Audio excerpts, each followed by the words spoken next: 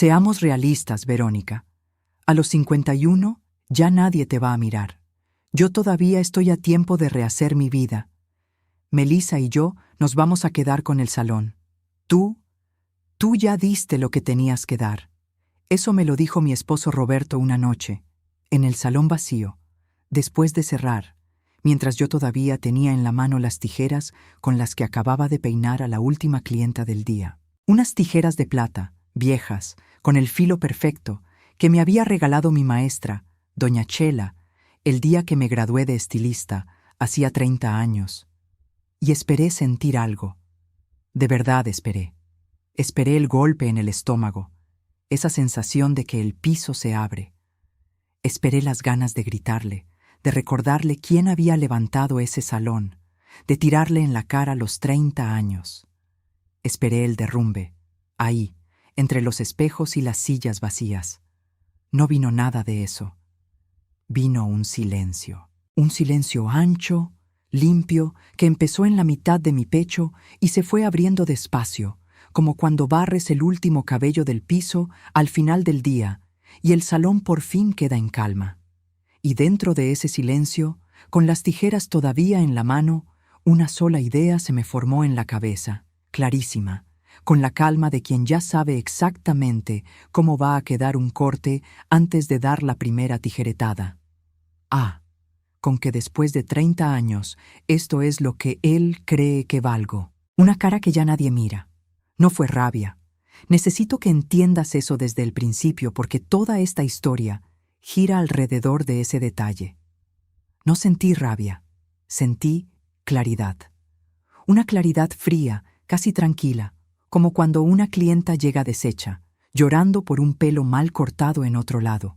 Y tú, sin dramatizar, ves con toda calma exactamente qué hay que hacer para arreglarlo. Miré a Roberto. Miré su camisa nueva, su reloj nuevo, su seguridad de hombre que creía haber ganado. Miré las tijeras en mi mano. Y no le rogué. No le discutí. No le di ese gusto. Guardé las tijeras en su estuche de terciopelo con cuidado, como cada noche. Me quité el mandil. Y le dije, con una voz tan calmada que él frunció el ceño, desconcertado: «Está bien, Roberto. Quédate con el salón». Él parpadeó. No era la reacción que esperaba.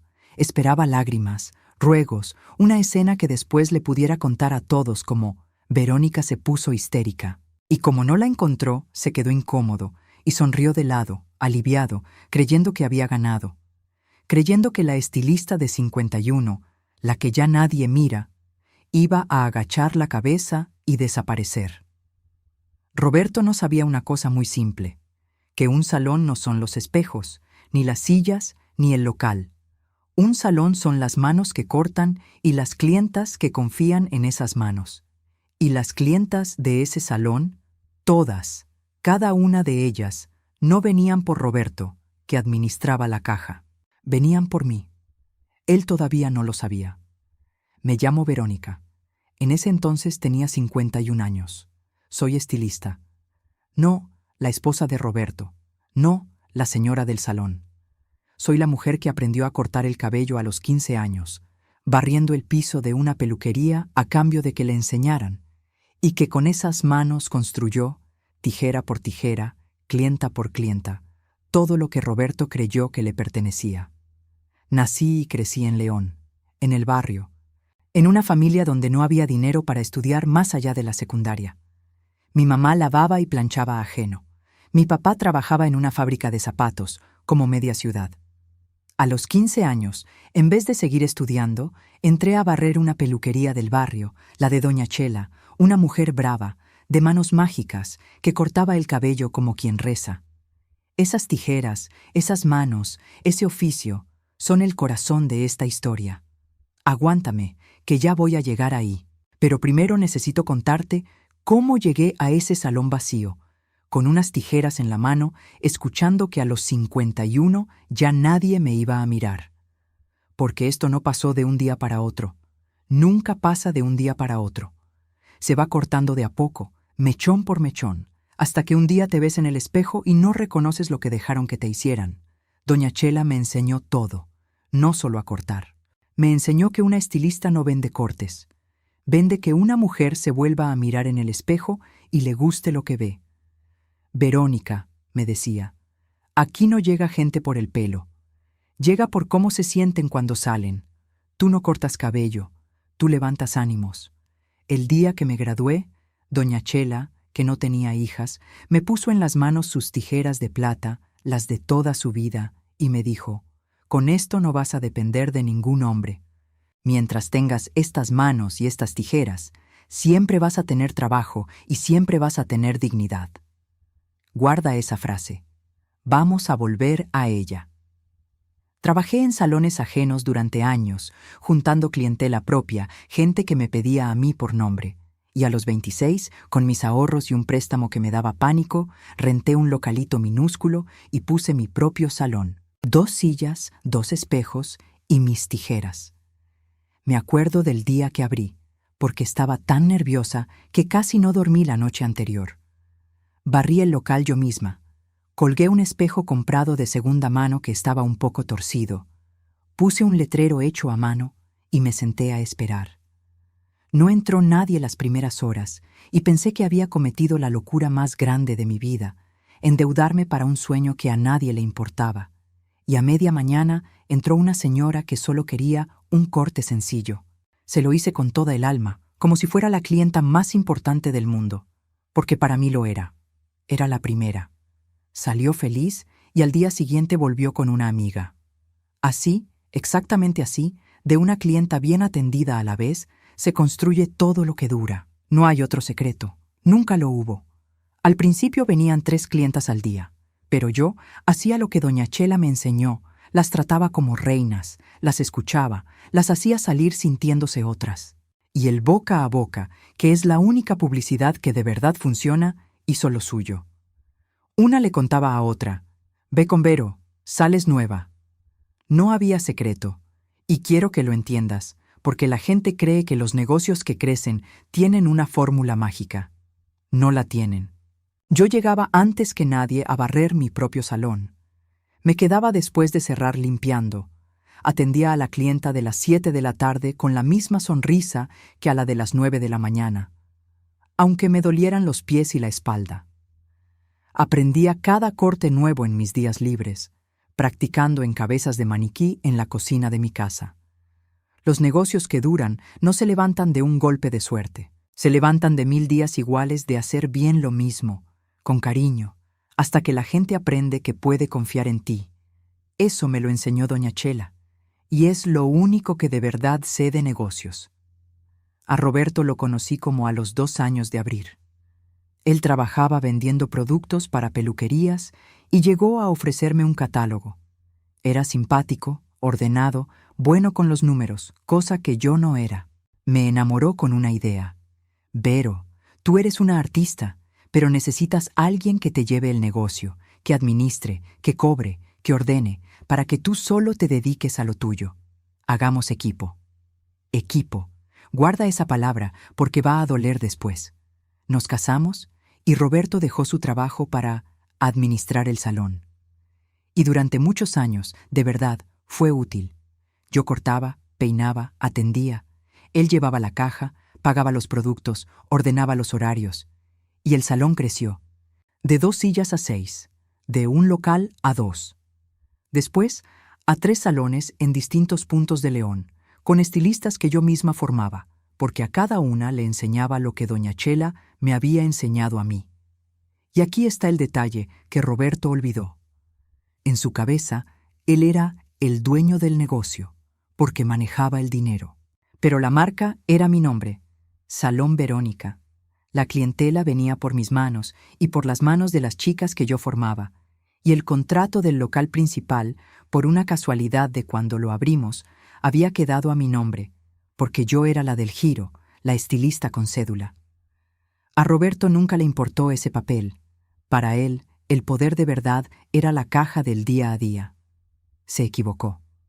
Pero eso lo entendería después. Los años me fueron gastando despacio. Un día eres una artista con manos que la ciudad entera busca. Y sin darte cuenta te conviertes en tu propia casa, en la esposa de Roberto que tiene sus salones, como si fuera un pasatiempo, mientras él se presentaba en las cenas como empresario de la belleza. Él ponía la cara de dueño, yo ponía las manos. Y de tanto oírlo, hasta yo empecé a creer que el negocio era de él y las tijeras eran mías, cuando la verdad era que sin las tijeras no había negocio. Las señales de lo que venía existieron. Claro que existieron. Siempre existen. Yo elegí no verlas. Y eso también lo cargo, no como culpa, sino como honestidad, porque la primera persona a la que tuve que dejar de mentirle fui yo misma. La primera señal fue el dinero. El salón facturaba muy bien, 3 locales llenos, y sin embargo, en la casa la plata nunca alcanzaba como debía. Roberto manejaba todo y siempre había una explicación, una inversión, un gasto, un mes flojo. Yo, que de números no sabía, confiaba. Una vez le pedí, tímida, que ordenáramos las cuentas, que yo quería entender. Y él, sin enojarse, con una risita me dijo: «Vero, tú dedícate a lo bonito, a cortar. Los números son aburridos y tú no naciste para eso. Déjame a mí lo feo». Me sentí tonta. Le pedí disculpas por preguntar. Y nunca más pregunté. Con esa sola risita, ese hombre se compró años de manejar mi dinero sin que yo mirara. No con una mentira, con hacerme sentir que preguntar era de ignorantes. Y quiero detenerme aquí, porque sé que muchas mujeres que me escuchan conocen esa risita. No es un grito, no es un golpe. Es algo más fino y más eficaz. Una risita que te hace sentir tonta por querer entender lo que es tuyo. ¡Ay! Tú no naciste para los números. Déjame a mí lo difícil. Y una que ya viene entrenada desde niña para creer que hay cosas de hombres y cosas de mujeres, agacha la cabeza y regala el control de su propio dinero. Si hoy alguien te hace sentir tonta por querer entender las cuentas de lo que tú ayudaste a construir, escúchame bien, no eres tonta. Te quieren tonta, es distinto, y son cosas muy distintas. La segunda señal fue cómo empezó a hablarme de mi edad. Roberto, que era de mi edad, empezó a mirarme distinto. Deberías arreglarte más. Ya no te cuidas como antes. Fíjate en las chicas jóvenes del salón, la energía que tienen. Yo, que hacía sentir hermosas a cientos de mujeres, empecé a sentirme fea en mi propia casa. Así de perverso es. El hombre que te desprecia primero te convence de que el problema eres tú, tu edad, tu cuerpo, para que cuando te cambie, tú sientas que te lo merecías. Y esto lo quiero decir despacio, porque es la trampa en la que caen millones de mujeres. Cuando un hombre va a dejarte, muchas veces no empieza yéndose. Empieza haciéndote sentir que mereces que te dejen.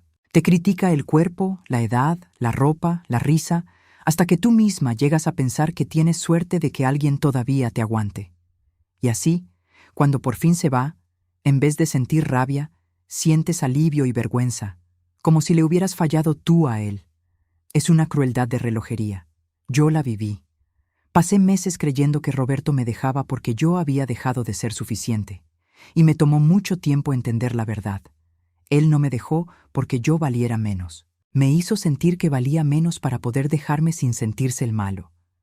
Son dos cosas completamente distintas, y confundirlas nos cuesta años de vida. La tercera señal fue Melissa. 29 años, entró como recepcionista del salón principal. Bonita, coqueta, con esa seguridad de la juventud. Y no tengo nada contra Melissa, quiero dejarlo claro, porque el mundo siempre quiere que las mujeres nos peleemos entre nosotras, mientras el hombre sale limpio. Melissa era una muchacha de 29 años, a la que un hombre mayor, su jefe, con poder sobre su empleo y su sueldo, le prometió una vida.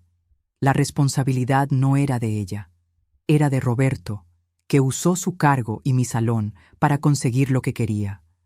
Con el tiempo, hasta llegué a sentir algo parecido a la lástima por ella, porque descubrió muy rápido lo que a mí me tomó 30 años, que estar con un hombre que necesita despreciar a una mujer para sentirse grande no es un premio. Es una condena con fecha de entrega. Hoy le toca a ella la juventud, mañana le tocará a ella la frase de que ya nadie la mira. Los hombres así no cambian de defecto, solo cambian de víctima. Y Roberto, de repente, se ofrecía a quedarse a cerrar con Melissa, a capacitarla él mismo. Empezó a nombrarla en la casa. Melissa sí tiene visión. Melissa entiende el negocio moderno. No terminaba la frase, pero yo la completaba. No como tú, Vero, que ya estás grande. Y Roberto, a los 51, se compró ropa nueva, se puso a ir al gimnasio, se cambió la loción. Y yo, tonta, pensé que era la crisis de la edad. No entendí a tiempo que un hombre no se rediseña entero para la mujer que ya tiene en casa. Y lo más doloroso, cuando miro atrás, es que durante meses yo me esforcé por gustarle más. Me arreglé más, me compré ropa, intenté verme más joven, porque había comprado su idea de que el problema era mi edad.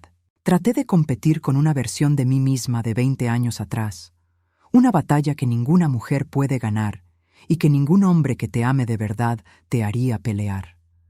Perdí meses de mi vida tratando de merecer que se quedara alguien que ya había decidido irse. Y ese es el tiempo que más lamento, no el que perdí con él, sino el que perdí tratando de ser suficiente para alguien que había decidido que yo no lo era, hiciera lo que hiciera. Me tragué las 3 señales sin masticarlas. Hasta esa noche en el salón vacío, con las tijeras en la mano. Antes de contarte lo que hice, y lo hice, con estas manos, necesito parar un momento. Porque si esta historia te está tocando algo por dentro, si conoces esa sensación de que la persona con la que dormías te haga sentir vieja, fea, acabada, alguien a quien ya nadie mira, quiero pedirte algo. Si todavía no estás suscrita a este canal, suscríbete ahora. Aquí, cada semana, hay una historia como esta. Historias de mujeres reales, de esas que duelen y que sanan al mismo tiempo. Dale al botón de suscribirte y regresa conmigo, porque justo ahora empieza la parte que nadie te cuenta. No el abandono, sino lo que una hace después. Esa noche, cuando Roberto me dijo que se quedaba con el salón y con Melissa, yo no lloré. Me fui a la casa, dormí poco, y a la mañana siguiente hice lo que él jamás imaginó que haría. No fui a rogarle. Fui a ver a un abogado, y en esa oficina descubrí lo que cambió todo. El abogado revisó los papeles y me confirmó que el contrato del local principal, el salón grande, el de la mejor zona, el que daba la mayor parte de las ganancias, estaba a mi nombre. Roberto podía quedarse con el negocio en su cabeza, pero legalmente no podía sacarme de ese local, y la marca, Salón Verónica, era mi nombre. Él no se podía quedar ni con mi nombre ni con mis manos. Pero eso no fue lo más importante que entendí ese día. Lo más importante fue una pregunta que me hizo el abogado, un señor mayor, después de revisar todo. Señora, con todo respeto, ¿usted por qué le dijo que se quedara con el salón, si el local es suyo y la clientela es suya? Y yo me quedé callada, porque la verdad es que se lo había dicho por costumbre. Por 30 años de costumbre de creer que lo que era mío era de él. Y ahí, en esa oficina, con los papeles enfrente, decidí dejar de regalar lo que había construido con mis manos. Le dije al abogado que no quería pelear por dinero ni por venganza, que solo quería una cosa, recuperar mi local, mi nombre y mi clientela, e irme limpia. Y eso hicimos, porque descubrí algo en esa oficina que me dio una paz enorme. Yo no necesitaba pelear por lo que Roberto se quería llevar. Que se quedara con la caja, con los muebles, con Melissa. A mí no me interesaba quitarle nada. Yo solo quería recuperar lo único que de verdad era mío y que él no podía copiar. Mis manos y la gente que confiaba en ellas. Y eso no había que peleárselo a nadie, porque nunca fue suyo. Ahí entendí la diferencia entre una mujer que pelea por bienes y una mujer que recupera su identidad. Los bienes se reparten en un juzgado. La identidad no se reparte. O la tienes tú, o no la tiene nadie. Y la mía, mis tijeras, mi oficio, mi clientela, siempre la tuve yo. Los meses que siguieron fueron los más oscuros de mi vida. No te los voy a adornar, porque sería mentirte. Porque una cosa es tener la razón y los papeles, y otra es quedarse sola a los 51 después de 30 años. La casa se sentía enorme. Y estaba el miedo, ese que Roberto me había sembrado con tanta paciencia. A los 51 ya nadie te va a mirar. La vocecita me lo repetía de noche. ¿Y si tenía razón? ¿Y si sin él, sin quien administrara, el salón se cae? ¿Y si las clientas prefieren el salón nuevo, moderno, con la recepcionista joven? Estás grande, Vero, deberías haberte quedado callada. Esa vocecita es la más cruel de todas, porque no llega vestida de derrota, llega vestida de sensatez. Se disfraza de ser realista. Y ahí es donde te agarra. Y por si la voz de adentro fuera poca, estaba la voz de afuera. La familia de él que contó que Verónica lo dejó, quién sabe qué le pasó. Y una comadre que me dijo, con voz de consejo, «Ay, Vero, pero a tu edad, sola. ¿No será mejor que te aguantes? Total, todos los hombres tienen sus cosas, y tú ya no estás para andar empezando de nuevo». Ya no estás para empezar de nuevo. A los 51. Y quiero decirte algo sobre esa frase, porque a lo mejor a ti también te la han dicho, con esas palabras o con otras. Ya estás grande para eso. A tu edad, mejor no te compliques. ¿Ya para qué? Es la frase con la que entierran vivas a las mujeres de 50, de 60, como si la vida se acabara justo cuando por fin tenemos la experiencia, la calma y la libertad para vivirla de verdad. A los 51 yo tenía 30 años de oficio, una clientela que me amaba y por primera vez en mi vida la posibilidad de decidir sola. ¿Eso es estar acabada? Al contrario, yo no estaba acabada a los 51. Estaba por primera vez entera. Lo que pasa es que a las mujeres nos quieren convencer de que nuestra fecha de vencimiento llega temprano, para que no nos atrevamos a empezar cuando más fuertes estamos. Y ahí, en mi casa, dejé que me temblara la barbilla. Un rato. Pero hubo una noche, la peor, en que me pasó algo que lo cambió todo. No podía dormir, y me levanté y saqué del cajón el estuche de terciopelo con las tijeras de doña Chela.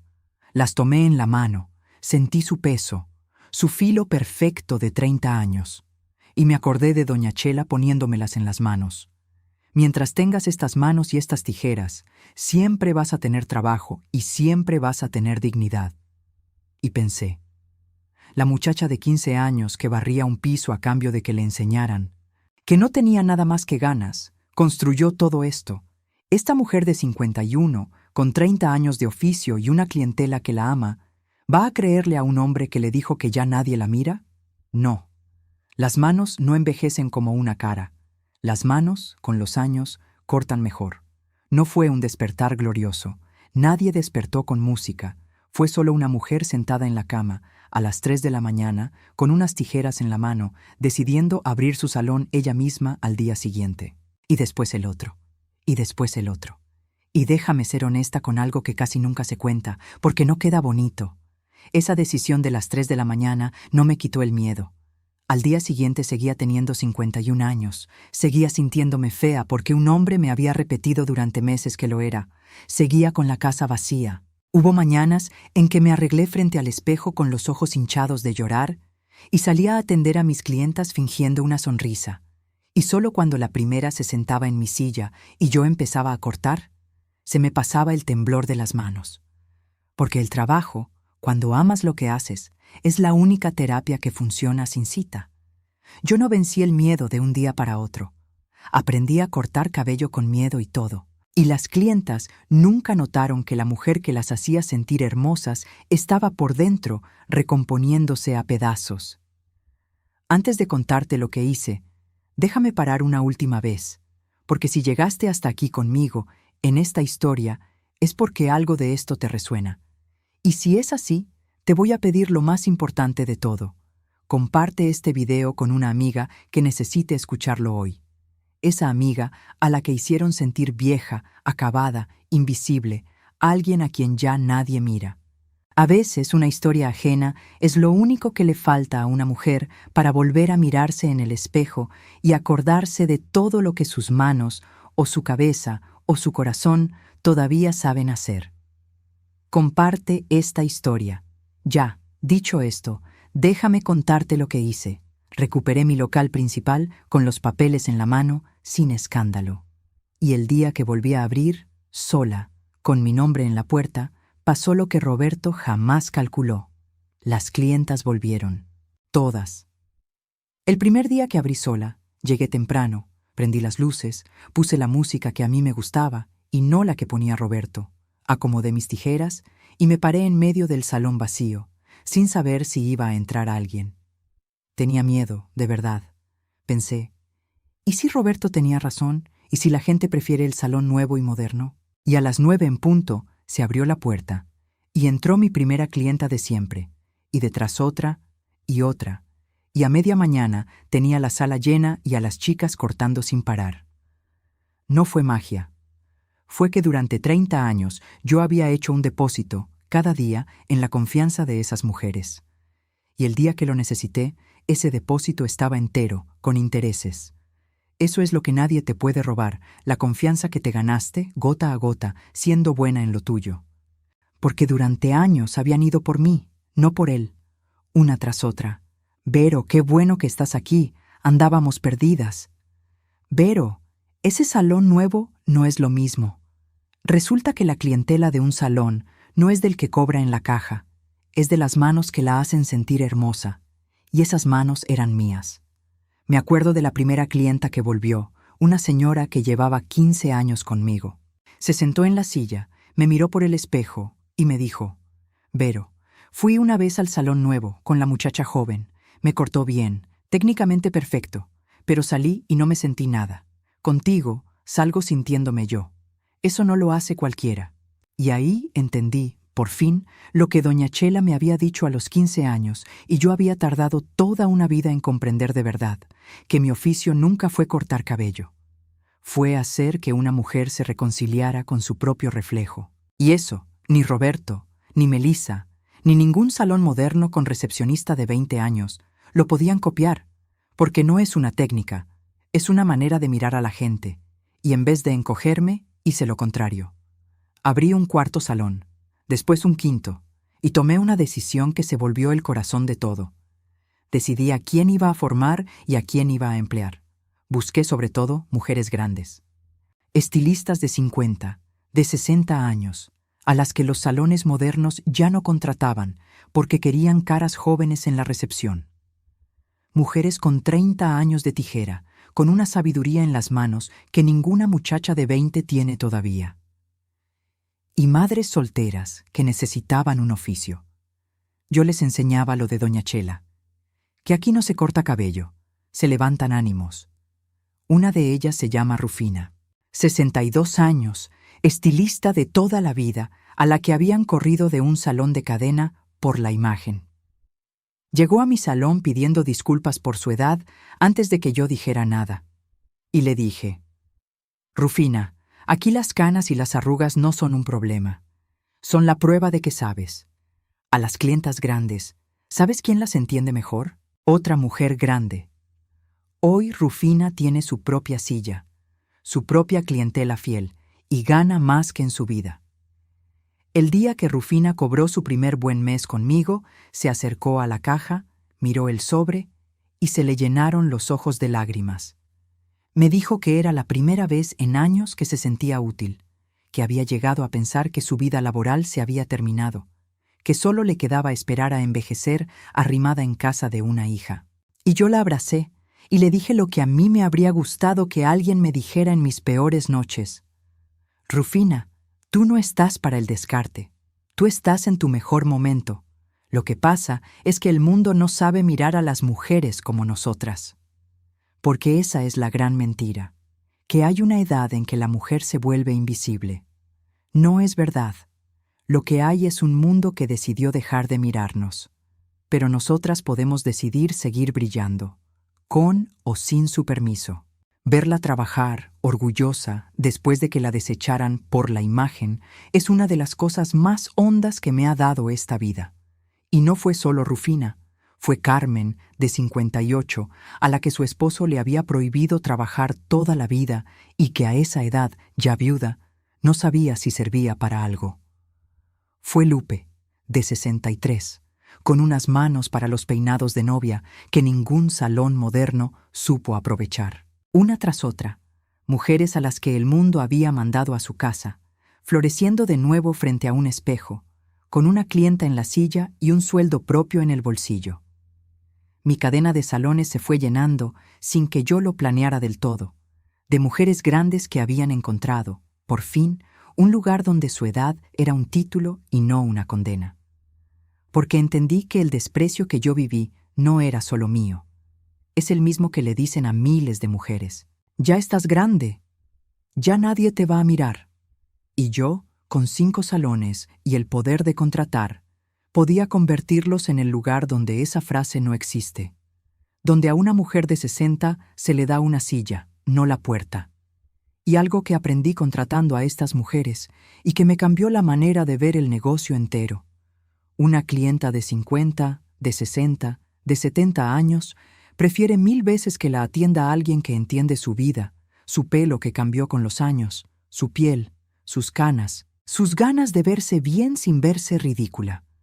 Los salones modernos, en su obsesión por poner caras jóvenes al frente, dejaron sin atención de verdad a toda una generación de mujeres que tienen dinero, tiempo y ganas de cuidarse. Yo llené ese hueco sin proponérmelo, solo por contratar a las que nadie quería.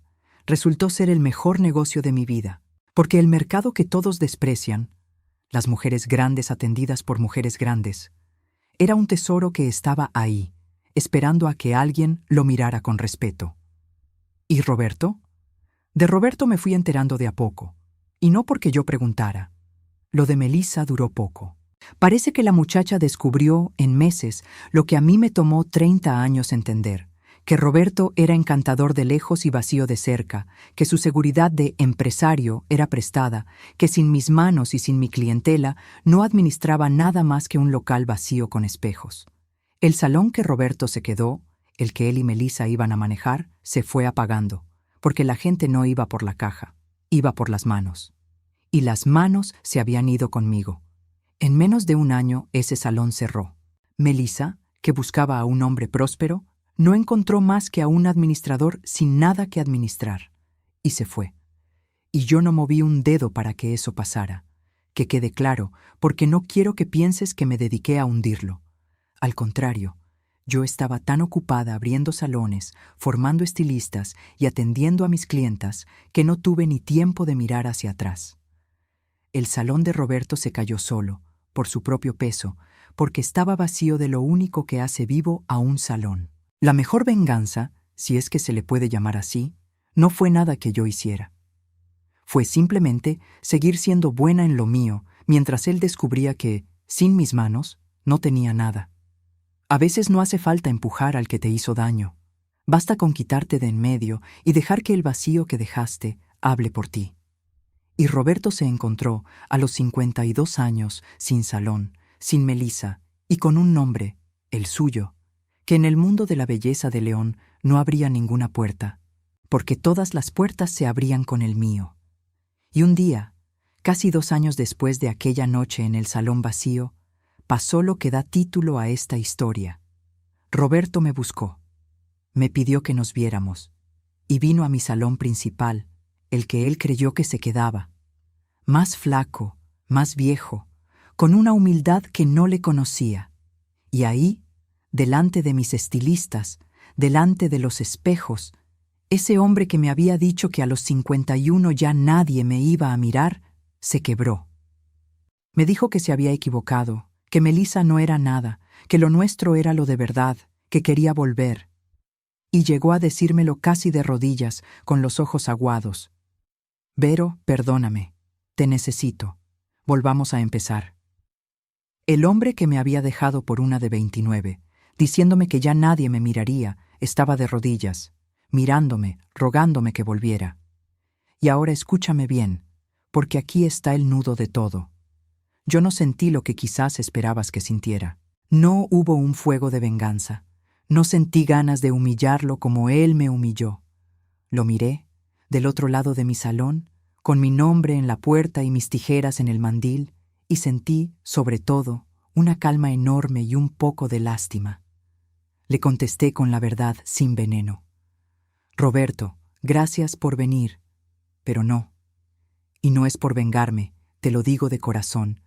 Es que tú, hace 2 años, me miraste a los ojos y me dijiste que ya nadie me iba a mirar. ¿Y sabes qué? Tenías razón en una cosa. Yo dejé de mirarme como me mirabas tú, y por eso hoy me veo entera. No puedo volver con el hombre que necesitó hacerme sentir invisible para sentirse él visible. Ojalá te vaya bien, de verdad, pero desde otro lado. Y ahora, con permiso, tengo una clienta esperando. Y me di la vuelta y volví a tomar mis tijeras. Antes de eso, mientras él seguía de pie esperando una respuesta que le devolviera la esperanza, le dije una última cosa, sin dureza, casi con ternura. Roberto, cuídate. Y esas 2 palabras, que él esperaba que fueran el comienzo de una reconciliación, fueron en realidad una despedida. Un cuídate de quien ya no te odia, pero tampoco te necesita. El cuídate más definitivo del mundo. Y seguí trabajando. No lo eché con gritos.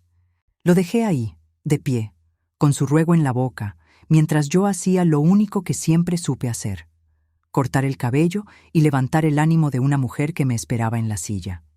Y mientras cortaba, sin voltear a verlo, entendí algo que me llenó de una paz enorme. Roberto no había vuelto porque me amara, había vuelto porque me necesitaba. Son 2 cosas completamente distintas, y a las mujeres nos enseñan a confundirlas toda la vida. Él no extrañaba a Verónica, la mujer. Extrañaba lo que Verónica sostenía: el salón, la clientela, la vida cómoda. Volvía a buscar a su proveedora, no a su esposa. Y yo, que 20 años atrás habría llorado de felicidad porque volviera, ahora lo veía con claridad total. Un hombre que te dejó por creer que ya no valías y que vuelve solo cuando descubre que sin ti no le va bien, no vuelve por amor. Vuelve por conveniencia. Y una mujer que aprendió a quererse no se conforma con ser la conveniencia de nadie. No sentí alegría. Sé que quizás esperabas que la sintiera. Lo que sentí fue cierre. Como cuando terminas un corte, giras la silla hacia el espejo y la clienta se ve y sonríe. Ese es el final. No lo festejas a gritos. Lo cierras con una sonrisa y llamas a la siguiente. Esas tijeras de plata, las de Doña Chela, hoy están en una vitrina de vidrio en la entrada de mi salón principal, iluminadas. Las clientas nuevas preguntan por qué unas tijeras viejas están ahí, como una joya, en vez de un cuadro moderno. Yo les cuento la verdad. Les digo que esas tijeras me las regaló mi maestra, Doña Chela, el día que me gradué, y que con ellas corté durante 30 años, incluso la noche en que un hombre me dijo, en este mismo salón, que ya nadie me iba a mirar, y que las guardo ahí para acordarme, y para que cada estilista que trabaja conmigo se acuerde de lo que Doña Chela me enseñó. Y les digo su frase: mientras tengas estas manos y estas tijeras, siempre vas a tener trabajo y siempre vas a tener dignidad. Doña Chela tenía razón. Roberto creyó que me destruía cuando me dijo que a los 51 ya nadie me iba a mirar. Y déjame contarte algo de Doña Chela, porque explica quién soy yo. Ella nunca se casó, en una época en que una mujer soltera era vista casi con lástima, y no le importó. Decía que su salón era su marido, sus clientas eran sus hijas, y sus tijeras su anillo. La gente del barrio la respetaba más que a muchas señoras casadas, porque Doña Chela no le debía nada a nadie. De niña yo no entendía por qué una mujer podía elegir eso. Hoy lo entiendo del todo. Ella había descubierto, mucho antes que yo, que el respeto propio no te lo da un hombre al lado, te lo da un oficio en las manos. Me tomó 50 años y un abandono aprender lo que Doña Chela ya sabía a los 30. No sabía que estaba hablando con la única mujer de la ciudad a la que cientos de personas le confiaban. Justamente su manera de mirarse en el espejo. Podía dejarme, pero no podía quitarme las manos. Y las manos, y las clientas que confiaban en ellas, siempre fueron mías. Los domingos cierro los salones. Es mi regla sagrada. Y algunos domingos me arreglo yo, para mí, no para que nadie me mire, sino porque me gusta verme bien. Los domingos también recibo, a veces, a mis hijos y a mis nietas.